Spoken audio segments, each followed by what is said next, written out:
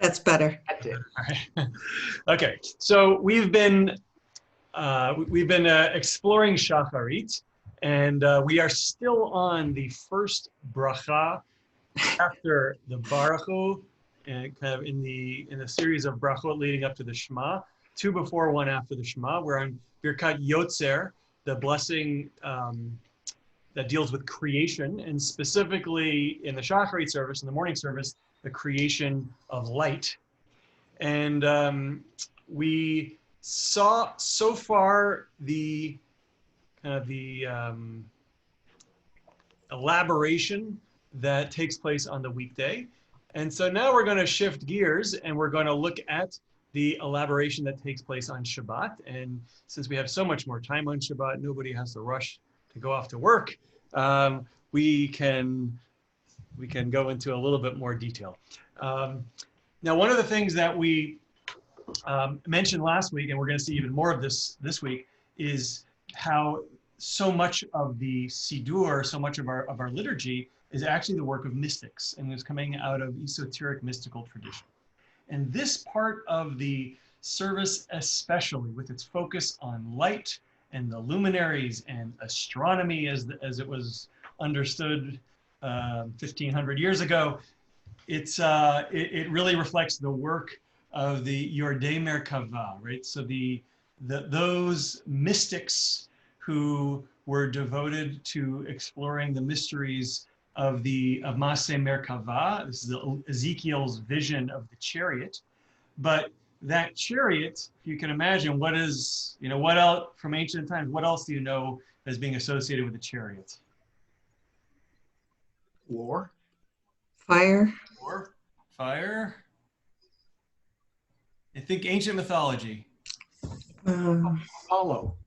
Apollo. What does Apollo ride? He's towing the sun. Right. So we've got the sun in a chariot moving across the sky. And so the Maseh Merkava is also very concerned with astronomy and with the movement of the sun and the other heavenly spheres through the sky. And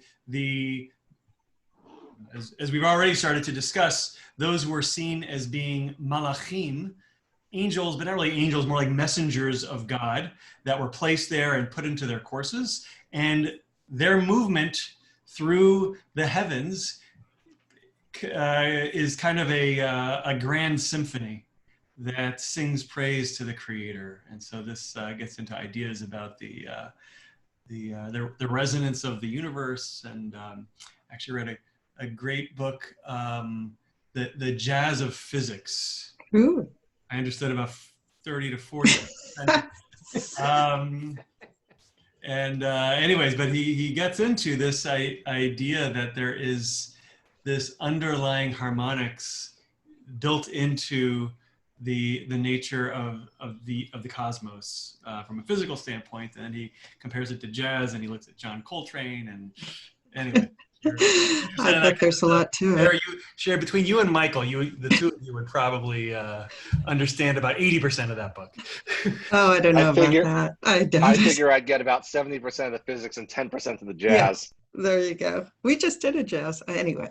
So, all right. So that's what we're going to be looking at right now. Keep in mind that also that these mystics, part of the idea of mysticism is that by meditating on certain things, perhaps singing certain things, maybe a mantra or some sort of rich poetry, a person might enter into a kind of a mystical, ecstatic state. And so one way that we might look at some of these prayers, at least in their original existence, is being meant to induce such a state, right? So by contemplating the mysteries of the universe and of the stars and everything moving in the sky, that we can enter into some sort of alternate way of understanding God. But we could never do that on Zoom. I have some question. Is there a difference between cosmos, universe, and space? Are they all the same? Well, when I say cosmos, like me personally, when I say cosmos, I think of in the grander sense of like space-time.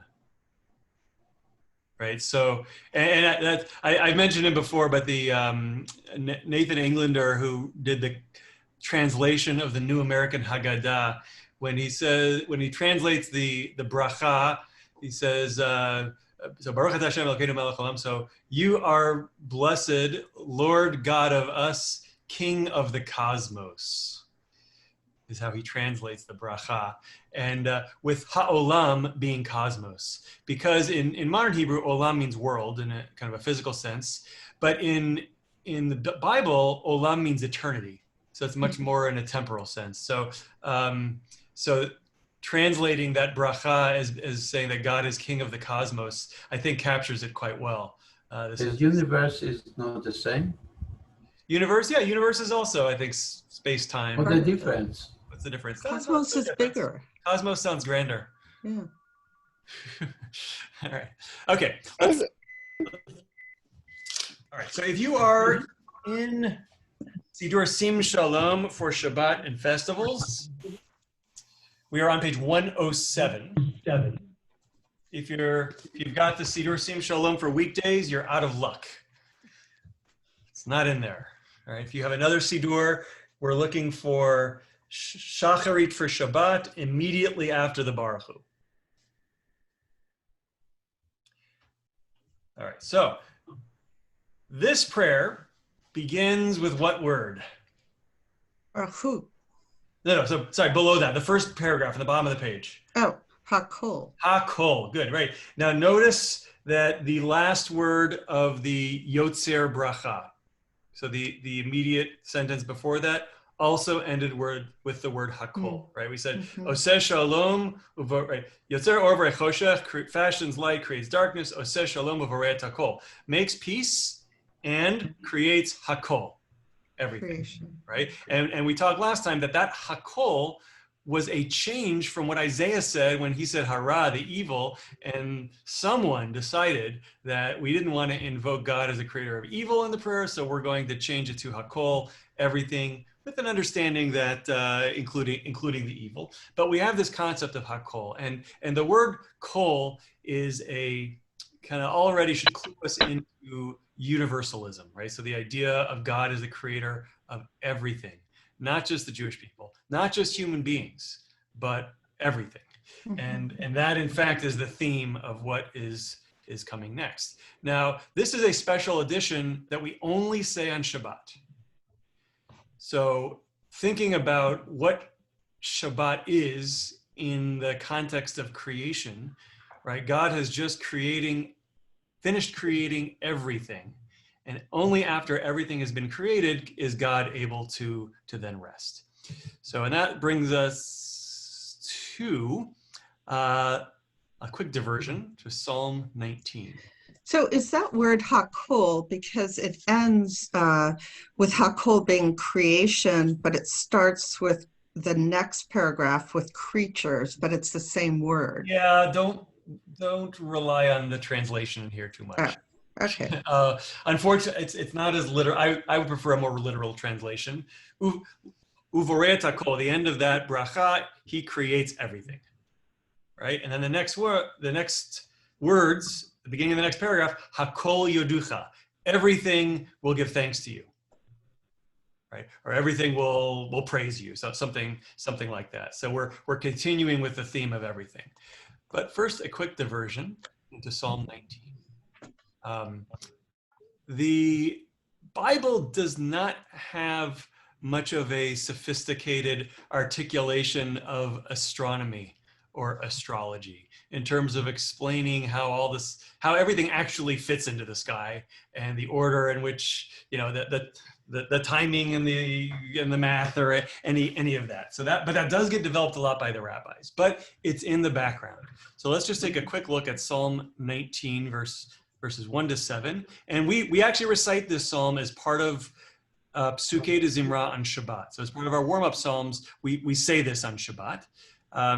So it begins, Menatzeach Mizmor LeDavid. So nobody knows what Menatzeach means. It seems to be some sort of musical instruction to the choir in the temple court.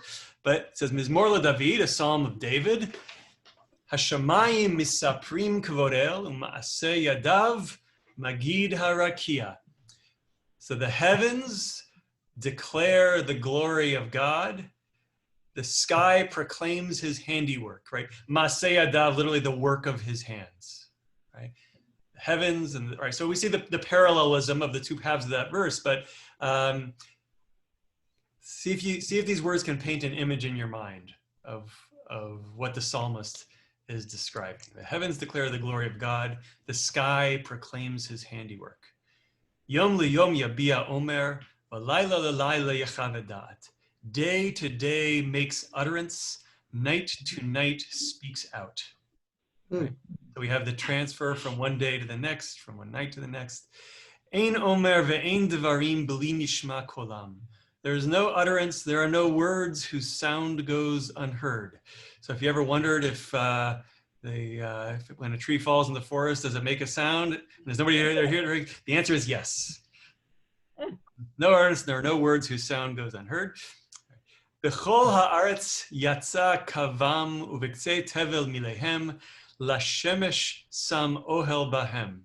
Their voice carries throughout the earth, their words to the end of the world. He placed in them a tent for the sun. All right, so what are we talking about here? Yeah, the sun, then you job during the day, and at night you go to sleep in a tent. All right, but so far we're not talking yet about the sun. Only now have we introduced the sun. This is something bigger than the sun, right? So I'm just trying to find the antecedents. We're So talking we have about some... the Shamayim and the Rakia, right? The heaven and the firmament. So these are this huge expanse that is placed above the earth, above the vault of the earth. And now finally we see that, and there's this echo, there's these sounds that are being projected all throughout this vast expanse. And God then put the sun inside this expanse. So the Big Bang happened first, then creation happened.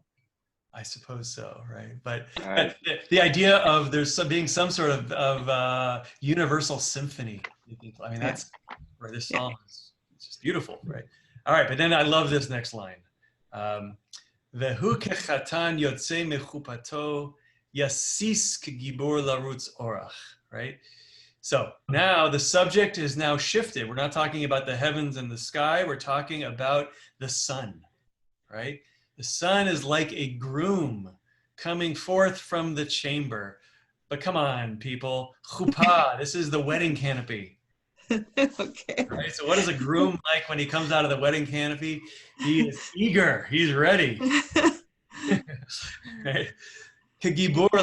Like a hero, eager to run his course. So every day when the sun leaps out of the this vault or this opening, he's rushing to go out into the sky to run his course. Miktzeh shamayim motzao tkufato al qtzotam ve'ein nistar mechamato. His rising place is at one end of heaven, and his circuit reaches the other. Nothing escapes his heat. Ooh.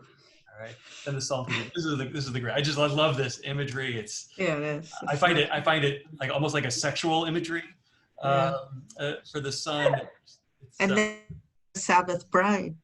No, we'll get to the Sabbath bride. Okay, so this psalm. I want you to keep this psalm in mind as we go into the prayers for Shabbat. All right, so this is that paragraph that's on page 107. I'm gonna read the first sentence. HaKol Yodukha v'HaKol Yeshavechucha v'HaKol Yomeru en Kadosh Kadonai HaKol Yeromamucha Sela Yotzer HaKol. Right. So if you didn't get the point about everything, all right, every other word in this first sentence is HaKol. All right, so we're really trying to emphasize it. Now we'll switch to English. All will gratefully acknowledge you, and all will praise you, and all will say, Adonai is the most holy. All will exalt you forever. You who form all. All right, what is the author of this prayer, let's say, what does this person mean by all? all of uh, creation. I mean, the creatures, all the spheres. All this, right? So now we're this is beyond just human beings, and it's even beyond just all living creatures, right? So we're kind of getting ready to start introducing all of the messengers or the angels of God, namely the heavenly spheres. Um, and then it continues. God who unlocks the gates to the east every day and opens the windows of the sky, who brings the sun out from its place and the moon from where it abides, illuminating the entire world and its inhabitants, whom he created in mercy, illuminating the earth and those who dwell there in mercy, in his goodness, forever renewing daily the work of creation. Okay, so do you hear echoes of that psalm? Right, of the sun kind of waiting and then God opening up the door and letting the sun come out of the chamber so that it can then, illumine the world, give light to the world. That psalm seems to be behind this, but this is fitting right into ancient beliefs about just the nature of astronomy. Let's keep going. The exalted ruler ever since, lauded, glorified, and extolled for days immemorial, God immemorial, in your great mercy, have mercy on us. Lord of our strength, rock of our refuge, shield of our salvation, refuge on our behalf. All right, let's maybe. It's a lot of. That's a lot, right? All right. No, it's a lot of duplication, like illuminating, glorifying, exalted. It just keeps repeating. Right, and we've seen this before, where this idea that our words are inadequate, but there's nothing we can do that can actually describe it. We can't fully praise you, so we're going to throw everything we've got. But I find it a little patronizing. It's just a little like the first. Patronizing of who? Of patronizing humanity by. Yeah. Okay. Yeah. I guess I would like a little bit more colorful adjectives added instead of the same ones repeated. Got it. Well, Hebrew is a very vocabulary poor language relative to English. So, all right. What are the themes that we see here?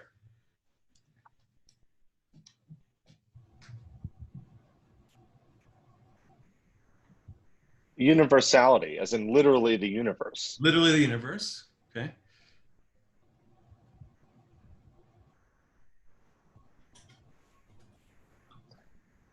There's no boundary between the physical world and the moral world. It bleeds over from the sun and its dwelling place into the inhabitants created with mercy. Okay. And where's the mercy? The mercy is coming from God specifically. So that's interesting that we are attributing the act of creation to God's mercy.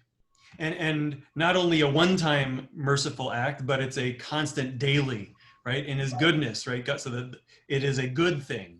There's something about the good nature of God which is what, I guess, motivates or drives God to daily renew the work of creation. So creation is a good thing. The universe is a good thing, right? So that is a moral position that this. I have a question. I have a question, Rabbi. So okay. So what am I trying to say? We believe that God created the universe in 6 days, and then he rested on the seventh. But like here and in other prayers that we've read, it almost sounds like he's recreating the earth the universe every day, rather than he's done and he can rest now on his laurels. Yes, absolutely. And is that right?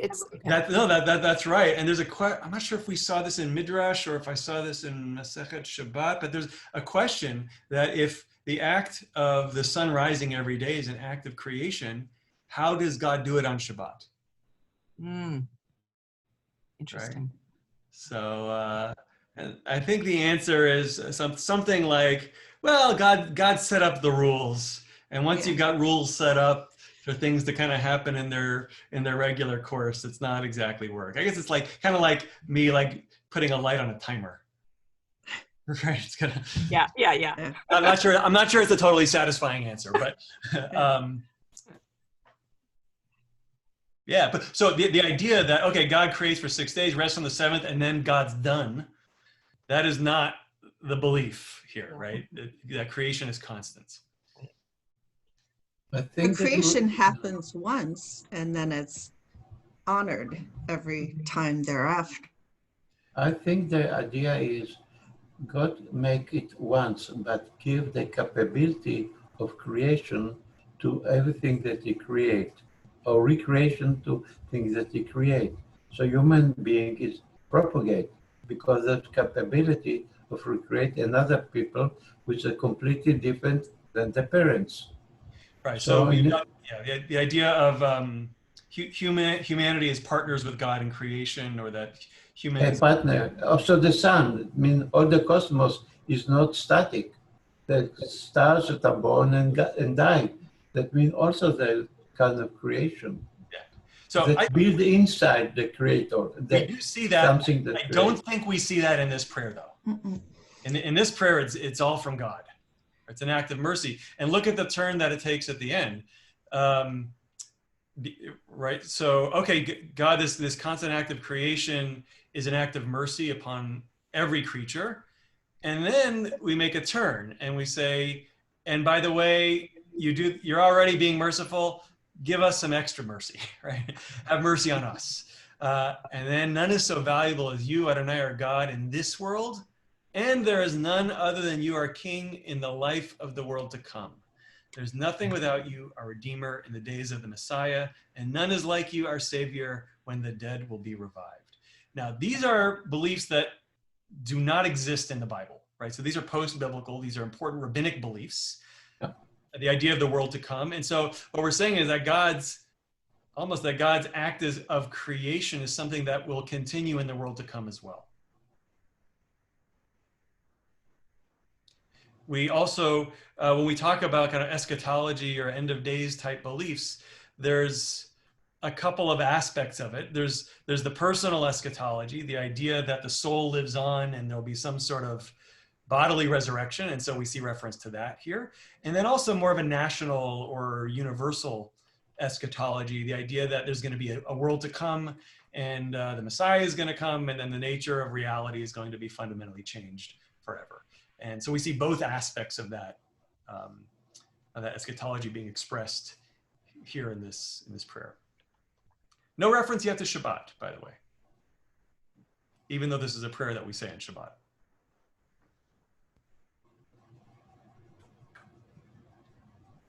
All right. Now I want to just point out something. I'm not sure if this totally makes sense. On the right side, the Shabbat version, this is that whole paragraph. On the left side is the weekday version. And if you look in the Siddur for Shabbat and festivals, it's on the bottom of 109, where it says Hameir La'aretz. But I put it up here. This part of the two prayers is the same, right? So I put it in the darker text. So there's a little bit of overlap, but as you can see, the Shabbat version adds a lot more material. Right? Now, in the weekday version, we talked about this last week, it's much simpler, but does express similar ideas, right? It talks that God gives light to the earth and everything that dwells on it, berachamim, in mercy. So we still see that same theme. And his goodness renews every day the works of creation. Then we quote a brief psalm. How great are your works, O Lord, all of them in wisdom you have done. The world is filled with your things, with your possessions, right? That's it. That's all we have to say on the weekday. It's a short summary, and in the Shabbat version, there's a much bigger elaboration because we've got so much more time. All right, and then we get to El Adon, and here I've got a confession to make. The reason that this class exists is because I was so excited about El Adon. Oh my God. I want to, so, Can't wait. yeah, so 108. So just as in the weekday, we went from a prose paragraph to a poem, So too on Shabbat, right? We go from HaKol Yodukha, which is prose, into El Adon, which is a poem. On the weekday, we had El Barukh. If you recall, it was an acrostic, alphabetical order by word. Here, we've got so much more time. It's alphabetical order by phrase. Okay, so with every two phrases being one sentence, let's say. All right, so you can see El Adon is Aleph, Baruch, Bet, Godlo, Gimel, Da'at, so and so on. And whenever we run into the acrostic, should keep in mind first of all that there's something to the form itself which goes beyond the content of the words. So we're saying A to Z, but the content is very important. All right, let's start. I'm just going to read through this. Did you chant it? Oh, I mean, there's so many different melodies. I mean, this is something that we sing all the time, right? So here's a couple of melodies. Probably the most common one that we use. El Adon al kol ha'ma'asim baruch u'mevorach b'fi kol neshama godlo. And part two of the melody. Hamit gai al chayot hakodesh v'nedar v'chavor al merkava. And it goes on. Another melody, one that I really like, it's from the Modzitzer Hasidim. Slower. El Adon al kol ha'masim baruch u'mevorach b'fi kol neshama. Part two is Hamit Gaeh al chayot hakodesh v'nedar bechavod al hamerkava zechut u'mishol livnei chiso chesed v'rachamim livnei chevodo. That's Modzitzer, and there's lots of other melodies. This is one that is typically sung in synagogue. Mike, what does Shir Chadash sing this? Not at this point. We have it as an extra song that we sing at times. Okay. But this one's been cut out of this section. Oh, really? Okay. All right. Well, before we even look at the translation, count the number of words per line. All right. So, and remember, each line is the two phrases, right? So the first line, how many words? 10. 10. Okay. What is 10? Commandments. Okay. We got 10, the 10 commandments. Let's go to the last line. 6. It's starting Shevach and to the end, right? So the very last one is too long. 12. 12. 12 tribes of Israel. Wow. All right. Now, take my word for it. All of the other lines have the exact number of words. So we need to know how many words per line and how many lines there are. Okay. There's 8 words per line. Okay. Should be 11. 12 lines. 2, 3, 4, 5, 6, 12 lines? 8, 9. 22 divided by 9. 2. It'd be 9. 9. 9. Right? Not the first one and the last one. So not including those. And then everything else in the middle should be 9. And there are 22 letters in the Hebrew alphabet. And this is alphabetical. So that would make sense for a total of 11 lines. All right. So we've got 9 lines of 8 words. So how many total words? 72. 72, right? There from the school teacher. School's not even in session. Practicing ahead of time. All right, so 72. Is 72 ring a bell? It might not. Yeah, the size of the Sanhedrin and the No, that's Shema 70. Shema Meforash.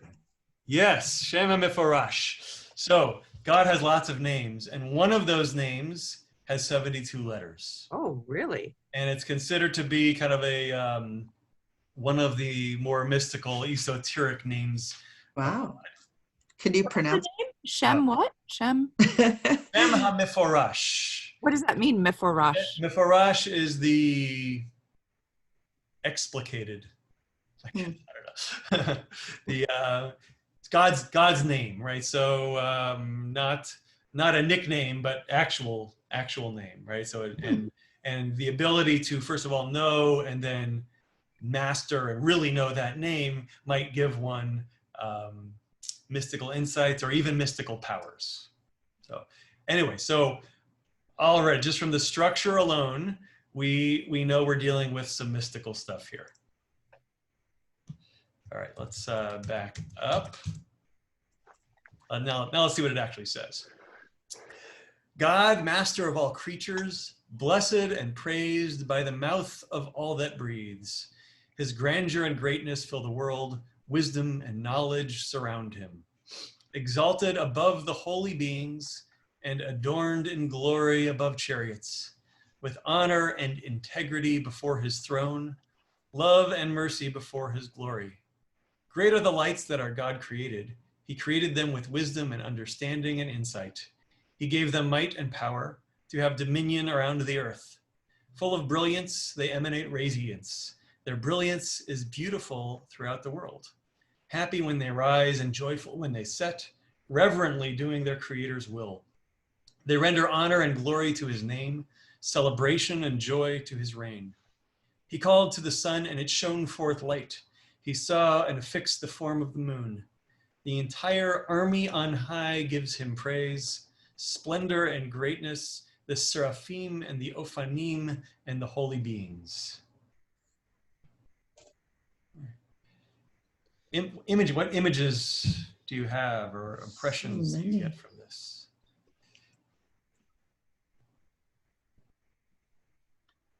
Lights.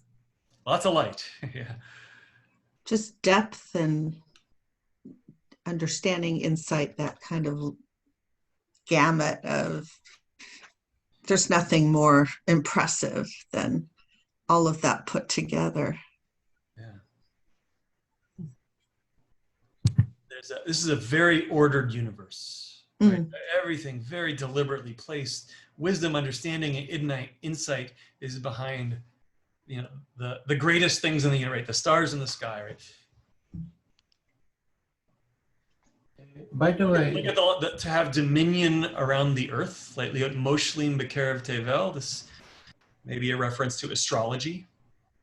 The idea that the positions of the stars may have some impact on our fates.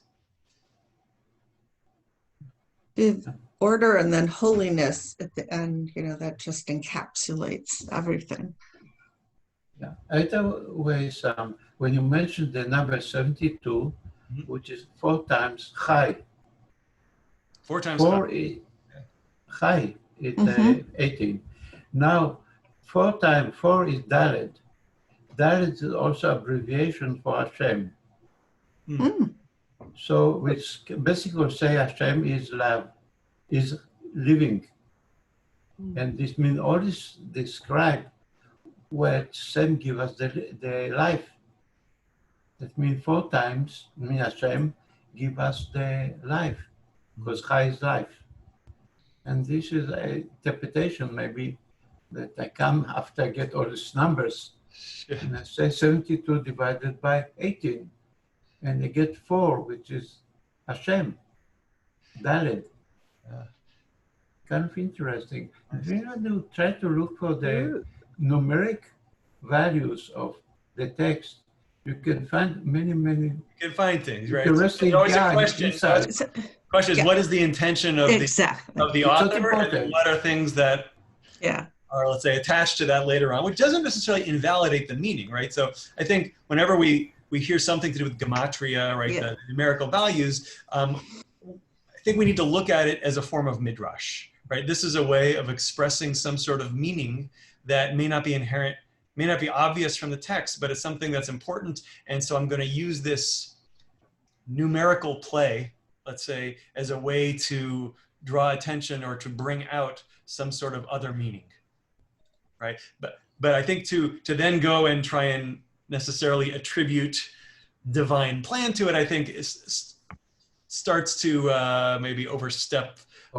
Yeah. No, just try to see. Well, it's pretty clear that this is intended by the author to be an acrostic, and it's intended to have 72 words.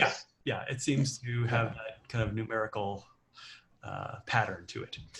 All right, let's. Okay, I want to focus on the very end of this prayer. Kara la shemesh. So he called to the shemesh. What's the shemesh? Sun. Sun. Vayizrach or. Zarach is to shine. So vayizrach or, and it shone light. Ra'ah, he saw. Vihitkin surat levana, and he fixed or he established the form of the moon. Right. So remember, there's a lot of parallelism here. So that's a biblical style, and often the later poets would utilize that style as a way to make what they've written seem biblical.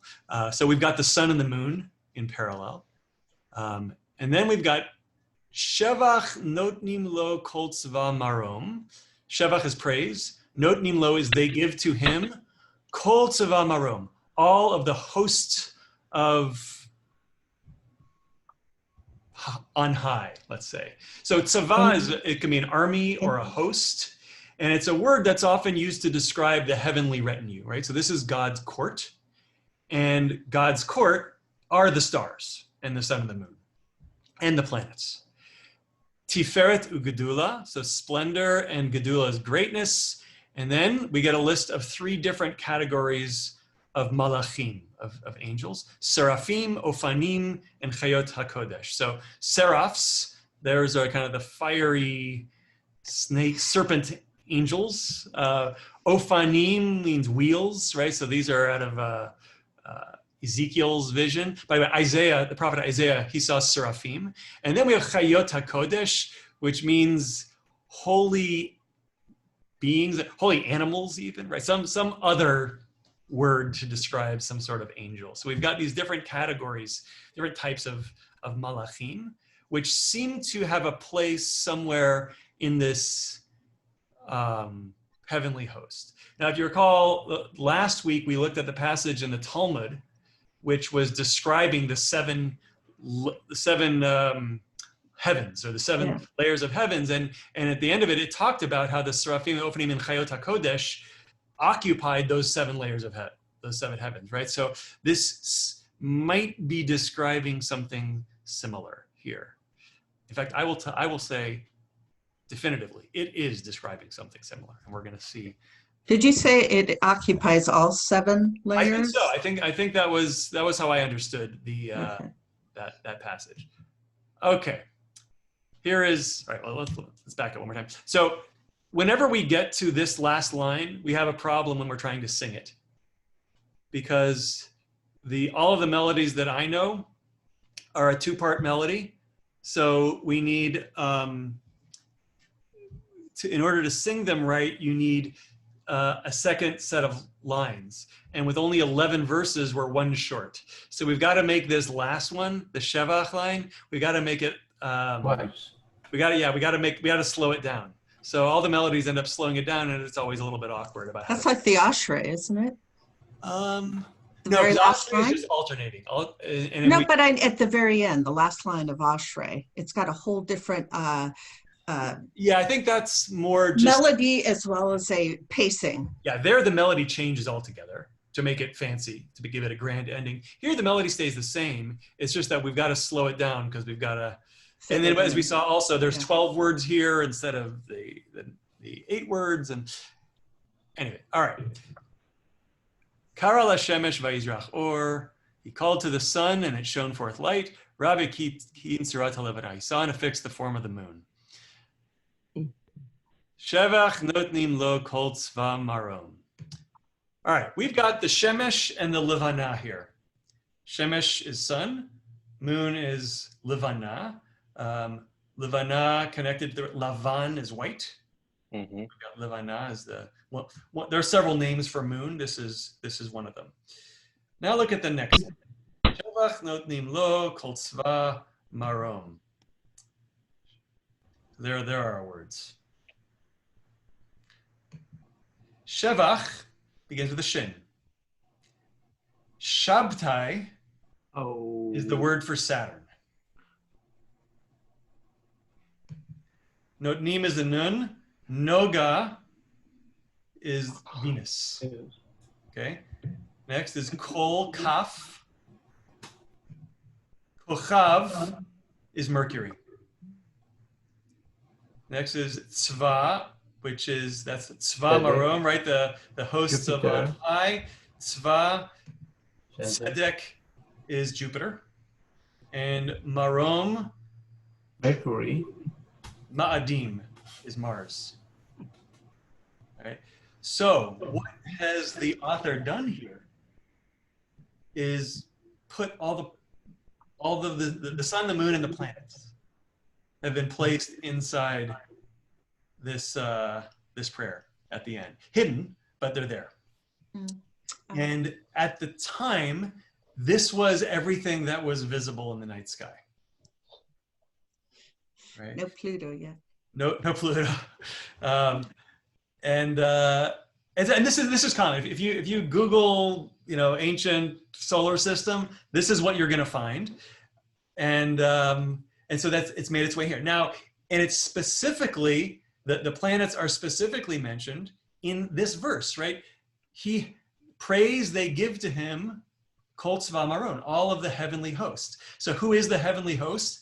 It's the planets, right? So these 5 planets, that is the heavenly host who is singing him praises. And how are they doing it? They're doing it by moving through the sky at night in their courses, right? And so everything that we've just sung about, and the rest of El Adon about how God, in wisdom and understanding has given these might and power to all of the heavenly spheres to move through the sky and have dominion over the earth and do all these things. And when they do so, they're singing praises to God. So it all comes down to this, comes together in this final verse where we actually allude to them all by name.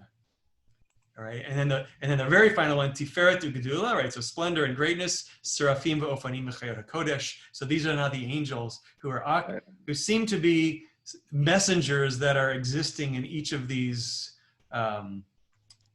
courses that are being followed by the 7 bodies. There's no verb in the last line. It just kind of trails off. Yeah, it trails off. Yeah. I think this is really cool. Yeah. Right. And you could, I can, it paints a picture for this psalm. So when you're singing it. So I think back to the idea that this is composed by these Merkava mystics who are trying to create some sort of ecstatic vision by singing these words. And so they're imagining everything, all these lights moving through the sky, and they, I guess presumably they have an understanding of all of the illusions and the hidden meanings that are contained within this prayer. I wonder what the buzz of the universe sounds like. Yeah, so read that book. I will. The Jazz of Physics. I wrote that down. Yeah. It's a really low note. That's not that human ears can't detect, right? Oh, it's so beyond that. It's like, cockroaches could detect it. There's a wavelength, like it's like it's like the universal background resonance. There actually is an underlying note to the universe, going back to. So the word for Mercury is the same as the word for star, and the word for Jupiter is the same. Cool. So let's look at these words. Shabtai. Is this Aleph in Shabtai? What? I think there should be Aleph in Shabtai. Is it Aleph? Aleph somewhere. Might be like Shin, Aleph, Bet, Taf, Yud. That could be. Definitely begins with a Shin though.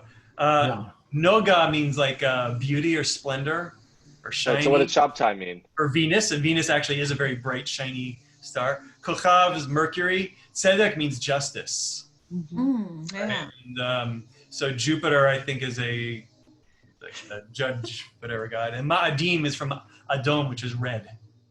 Mars. Clever. Yeah. The Earth is missing, which I love. Yeah. The only allusion to Earth is potentially our moon, but it's kind of right. I think that the ancients put the sun and the moon on a much more even playing field than we do today. Well, also the Earth is the center. This is definitely a geocentric Right. universe. Where's Venus? So, sorry? Where's Venus? No Right God. there. No God. Yeah. Notnim lo. Okay, so then we Oh, yeah. we get to this, and if you notice in our Siddur, they just put a ... at the end of it, Yeah. right? Because Max pointed out there's no verb here Mm. and for this last line, so it just seems to be hanging there, and because it's meant to continue with what comes next, right?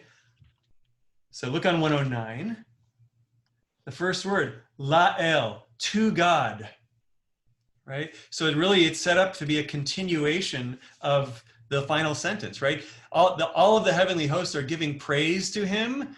Tiferet u'gedulah, they're not just praise, but tiferet u'gedulah, splendor and greatness, right? Now we're adding or qualifying the heavenly hosts, Seraphim, Ofanim, and Chayot HaKodesh. To who? La'el asher shavat, to God who rested mikol ha'ma'asim, from all of his work, right? So we create a connection to this prose passage that comes next. All right, so what do we get? La'el asher shavat mikol ha'ma'asim, to God who, shavat means Shabbat, but it's to cease from labor, to rest. Mikol ha'ma'asim, from all of his work. Bayom hashvi'i hit'ala v'yashav al kisei chvodo. On the seventh day, he ascended and he sat upon his throne of glory, right? Finally, we get a reference to Shabbat, right? Right. And all these extra prayers for Shabbat. We've not heard anything about Shabbat until this moment, right? Tiferet ata liyom hamenucha, oneg kara liyom haShabbat. So wrapping the day of rest. Pay attention to the imagery here. Wrapping the day of rest in splendor, calling the Sabbath day a delight. This is how the seventh day is praised, for on it God rested from all his work. And the seventh day offers praise with these words. A musical psalm for the Sabbath day, it is good to praise the Lord. Right? That's Mizmor Shir Liyom HaShabbat Tov Lahodot Ladonai. Therefore, let all of his creatures extol and praise God. Let them ascribe praise and honor and greatness to God, the King, creator of all, who in his holiness bestows rest on his people, Israel. First reference to Israel that we've seen. Right? On the holy Sabbath day. May your name, Adonai, our God, be sanctified as you are magnified in heaven above and on earth below. Be blessed, our deliverer, for the excellent work of your hands and for the glowing lights that you created. They will glorify you. That's a great review. All right. So, all right. So, what are the images here? What's the picture in your mind? He's laying on a beautiful settee up in heaven after working so hard, and he's just perfect, or she, or whatever.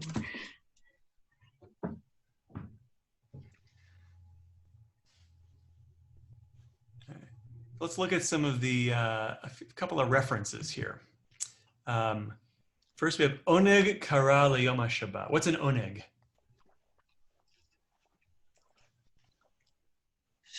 Pleasure? What's an oneg? In modern usage, a party or a Yeah, it's like the coffee cake and the tea that you have Friday night after services, right? That's the oneg. Right. So oneg means delight, and Okay. it's from Isaiah. Isaiah describes Shabbat as an oneg, right? If you refrain from trampling the Sabbath, from pursuing your affairs on my holy day, if you call the Sabbath delight, right? So the karata la Shabbat oneg, the Lord's holy day honored.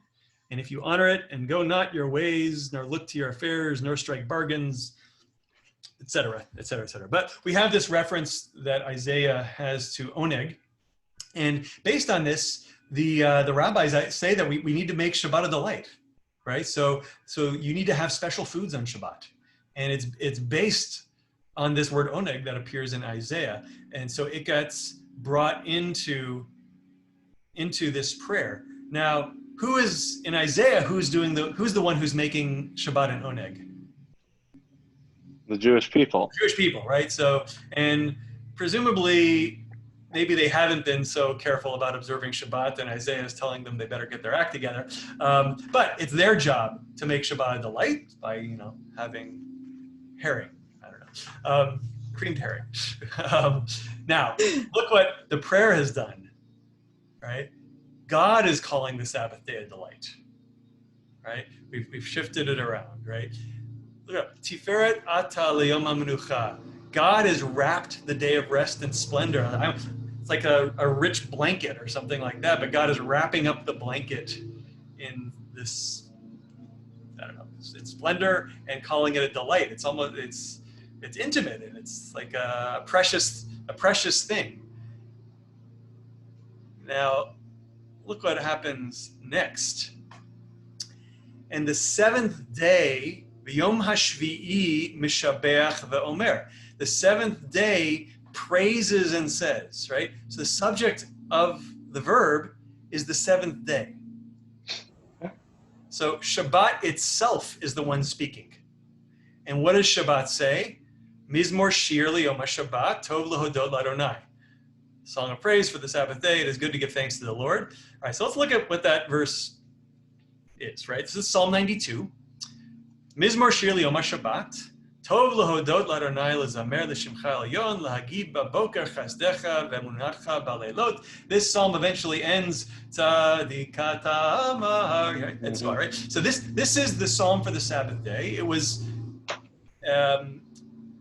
sung as the daily psalm by the Levites in the temple during the Second Temple era, and that's why it has this this kind of title line, Mizmor shir liyom haShabbat. It's telling us this is the song that was sung as the Sabbath song. But what has and who is it sung by? It was sung by the Levites, by human beings, about the Sabbath. But in the prayer, we change it, right? And it's based on a subtle rereading of Mizmor shir liyom haShabbat. So instead of saying a song for the Sabbath day, it's a psalm of the Sabbath day. And that prefix, le, could go either way, right? This is part of the beauty of the Hebrew language and the ambiguity of prepositions, right? So is it a song for the Sabbath day, or is it a song belonging to the Sabbath day? And so the prayer composer imagines that it's the seventh day itself, which is doing the singing. And I love the midrash that is taking place here in the prayer itself, shifting the subjects of verbs around in order to create entirely new meaning, and to do it in such an intimate way, right? You have like the seventh day is almost like a beloved pet or something of God, and then it's after being pampered and treated, it's now bursting out into song, and it's a beautiful image. And whenever I get to it, I think about this, and I make a point of when I'm praying in my own prayers to say V'yom hashvi'i mishabeach v'omer. It's the seventh day that's doing the singing and praising, because I just love that idea that a day can be joyous, and that the day itself can be praising God or praising creation. All right, and now in the second part of this prayer, which is the following paragraph, what Sherry described as a good review. Just a couple of references here. So therefore, what have we've just kind of painted this image of all of the stars and the planets and everything, and then the day itself, everything praising, and now we turn to Kol Yitzurav, all of his creatures. Now, who are all of his creatures? Who would you imagine that would refer to? Well, the planets and stars. So maybe it's the planets and stars. Maybe certainly us, and maybe the angels as well. And as we'll see next week, we're going to enter into the throne room next week. and catch a glimpse of the angels doing their duty. So this might help me foreshadow that for us. Just a couple of references. Shevach, Yakar, Gdula, V'chavod. So we got praise and honor and greatness and glory. That expression, Yakar Ugdula, super common expression. It's from the Megillat Esther. Yeah. The very opening when we're setting the scene with the King Achashverosh's great party. So what do we get? Baharoto et Osher Kvod Malchuto ve'et Yikar Tiferet Gedulato. So we get our words. Yamim Rabim Shmonim Umat Yom. For no fewer than 180 days, he displayed the vast riches of his kingdom and the splendid glory of his majesty. Not a great word for word translation, but we have the word Yakar Ugdula. So we can see that the composer is drawing upon language from the Bible. So it almost seems to say that, no matter how good you thought Achashverosh and Shushan were, our God's got it. Right. So much better. This is the greatest riches in the entire world. Right. So and now so that humans can muster. Yeah. So now we shifted over to God. Right. We mentioned earlier that we saw our first introduction to Israel. And the Talmud describes Shabbat as a special gift that God makes to Israel, right? Other nations of the world have no obligation on Shabbat, right? Israel gets Shabbat, and it's a treasured possession that God hid away and then saved to present to Israel. So that's the bestowal, and then finally we end Tiparach Moshienu.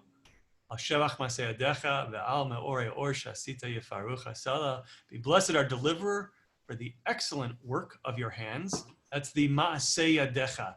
Remember Psalm 19? We started with that, which is the describing the son ready to burst out of the wedding chamber. The heavens declare the glory of God. The sky proclaims his handiwork. That's Ma'aseh Yadav, Magid Harakia. So we get a reference here as well. We get Ma'aseh Yadecha. Right, the works of your hands.